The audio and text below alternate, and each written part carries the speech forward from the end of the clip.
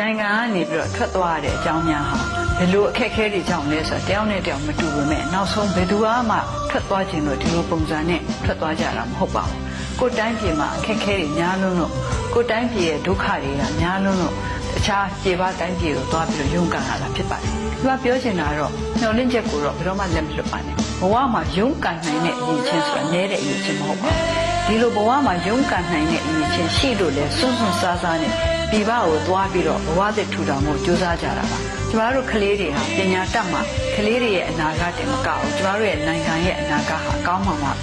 ပါဆိုတော့ထူးထူးခြားခြားပြောနေဖို့မလိုဘူးလို့ထင်ပါတယ်ဒီပြင်လည်းကျမတို့အားလုံးဟာဒီနေ့တစ်ချိန်တစ်ခါမှာနောက်သိမဝေးတော့တဲ့ဒီနေ့တစ်ချိန်တစ်ခါမှာကျမတို့နိုင်ငံမှာအားလုံးဆုံတွေ့ပြီးတော့အားလုံးလက်တွဲပြီးတော့စိတ်တက်တက်ကြွကြွနဲ့ကျမတို့နိုင်ငံရဲ့အကျိုးအတွက်အတူထမ်းဆောင်နိုင်ကြပါစေလို့လည်းကျမဆုတောင်းလိုက်ပါတယ်